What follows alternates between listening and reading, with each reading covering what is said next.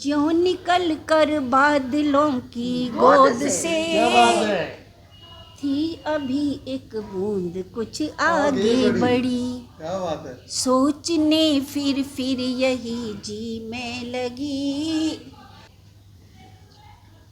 जिस विभूति के कारण आज हम सबको यह सौभाग्य मिला है साथ मिलने बैठने का, कविता सुनने का, अपने विचारों के आदान प्रदान का, मैं सबसे पहले उन नित्यानंद पांडे जी को नमन करती हूँ।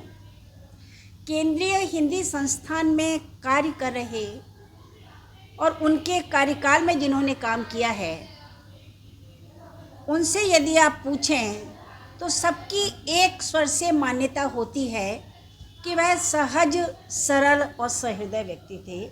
और मुझे लगता है किसी एक व्यक्ति के लिए यदि बहुमत इसका हो तो उसका कद बहुत बहुत बहुत बड़ा हो जाता है। आज दुनिया में सब कुछ मिल जाता है लेकिन सहजता, सरलता, सहृदयता नहीं मिलती। मुझे कभी कभी आश्चर्य होता, उससे पूर्व भी मैंने कई निदेशकों को देखा और निदेशक कभी भी अपनी कुर्सी से उठकर कोई फाइल नीचे रखी है वहाँ से लेंगे, ऐसा मेरे संज्ञान में नहीं है। लेकिन पांडे जी की वो घटना मैं कभी नहीं भूलती। मैं अंदर कक्ष में मैंने प्रवेश किया और वो फाइल नीचे थी, वो उठे, मीना रुको, खुद उन्होंने उठाया, खोला और कहा कि देखिए ऐसा है। मुझे सच में लगा था और मुझे पहली बार बड़प्पन की परिभाषा पता चली थी कि जो जितना बड़ा और ऊंचा होता है उसके अंदर क्षुद्रता नहीं होती। सच्ची बात। वो स्वयं किसी से नहीं कहता कि मेरा आप मान कीजिए, उसको मान सहज मिलता है। एक ऐसे संत हृदय व्यक्ति जिनके लिए हम अक्सर कहते हैं, बड़े भाग तब जानिए जब मिल जावे संत, और संतन को मिलनो करे सब दुखन को। सच में हम कार्मिकों के प्रति उनकी सहृदयता ने उन्हें वह ऊंचाई दिलाई। संत होने का अर्थ केवल पीला चोगा धारण करना नहीं होता। कबीर बार बार याद आते हैं जब वह कहते हैं, कर में तो माला फिरे, जीव फिरे मुख माई, और मनवा तो चहुदिश फिरे, यह तो सुमिरन है। वर्तमान परिप्रेक्ष्य में महाकुंभ लगा हुआ है। हम सब प्रयागराज जाने के लिए उत्सुक हैं। एक IITN बाबा का संदर्भ रोज आ रहा है कि वो इतनी डिग्री लेने के बाद वहाँ आए हैं। एक मोनालिसा करके महिला है जो रुद्राक्ष की माला बेचती हैं, और उन सबको सुनते हुए, पढ़ते हुए लगा था कि जो एक शुद्ध हृदय है उसको आप कितनी डिग्रियां डाल लीजिए, वो सबको तोड़ के भाई भाग कर अपने उस सामान्य लोगों के बीच आ जाता है जहां उसको उठना बैठना होता है। पांडे जी के साथ बहुत बहुत बहुत सारी स्मृतियां हैं। किसी व्यक्ति का सरल होने का अर्थ कभी यह नहीं होता कि वह अनुशासन प्रिय नहीं होगा। अक्सर हम मानकर चलते हैं जो मृदुभाषी होते हैं, जो सबसे सहजता से मिल लेते हैं, जो अपने लिए बहुत कोई वेतन नहीं तानते, तो एक मन रहता है टेकन फॉर ग्रांटेड, चलता है, अरे इनको क्या लेना। सही है। लेकिन नहीं, उनकी अनुशासन प्रियता, उनकी कर्मठता, उनकी सहृदयता सबकी सब अनुकरणीय हमारे लिए रही हैं। और उनके साथ काम करते हुए अक्सर मुझे याद आती है एक बूंद कविता, और उनके पूरे व्यक्तित्व को देखकर लगा, और उनके बाद शुभदा जी के व्यक्तित्व को देखकर मुझे लगा, मैं जब सोशल मीडिया पर आपको एक बैग डाले हुए भारत के अलग अलग प्रांतों की यात्रा पर देखती हूँ तो मैं बहुत चौंकती हूँ कि एक व्यक्ति घर से निकलने में 10 बार सोचता है, सपना जी ठीक है कि नहीं, सही है, ये कैसे होगा, वह कैसे, मैं जाऊंगी तो वहाँ क्या होगा, आदि आदि आदि।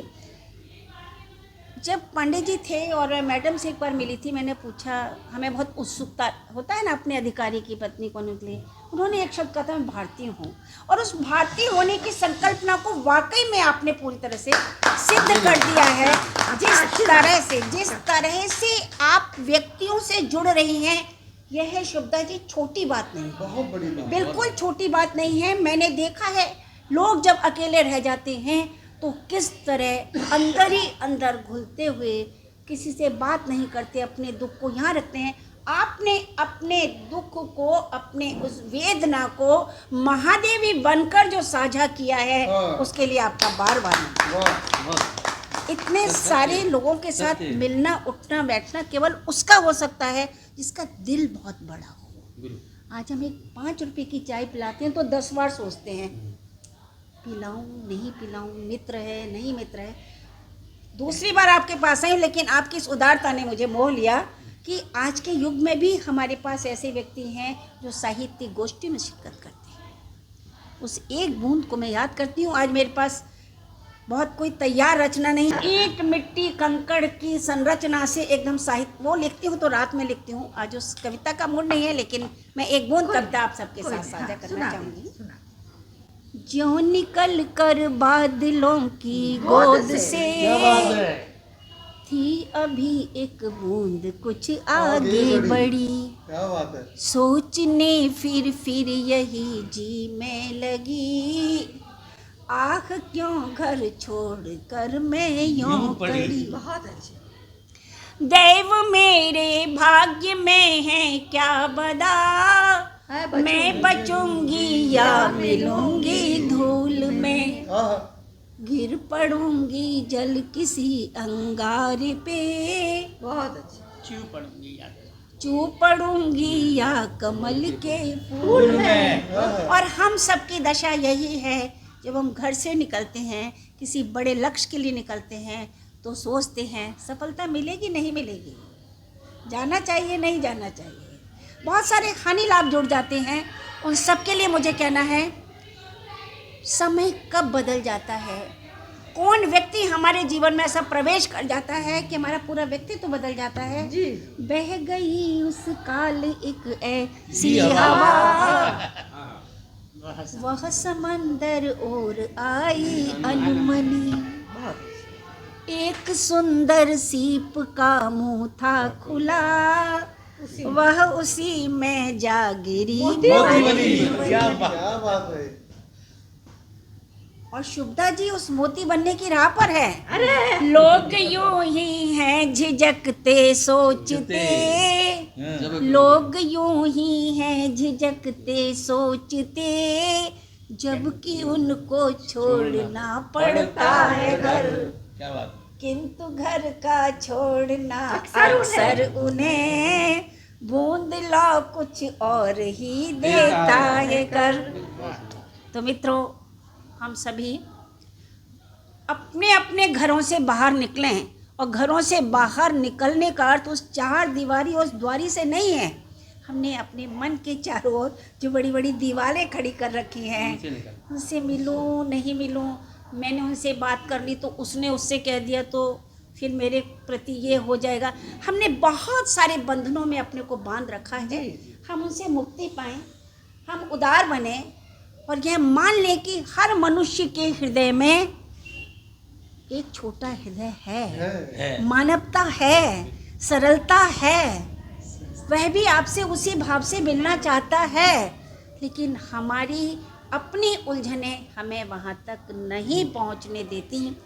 आज नित्यानंद पांडे जी को याद करते हुए हम उनके व्यक्तित्व से केवल इतना ही सीख लें कि सरल सहृदय होकर भी जीवन जिया जा सकता है।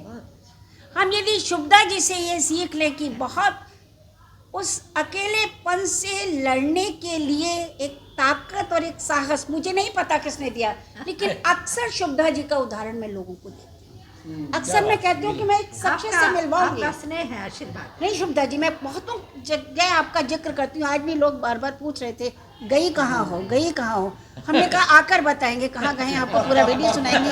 मैंने कहा मिलिए और जानिए कि जीवन उतना बुरा भी नहीं है जितना हमने उसको दूभर बना रखा। क्या बात है, सच्चाई। हमने अपने चारों ओर मकड़ जाल बुन रखे हैं, उसमें से निकलना नहीं चाहते, उन्हीं के बीच रहना चाहते हैं। बस हम अपने अपनी उन वर्जनाओं को, उन सीमाओं को, जो बड़ी बड़ी देहलियाँ हमने बना रखी ऊंची ऊंची, उनको तोड़ सकें तो शायद ये आज इस गोष्ठी का बहुत बड़ा उद्देश्य होगा। एक गुण भी लेकर चले जाएं तो शायद हमारा जीवन सफल हो जाएगा।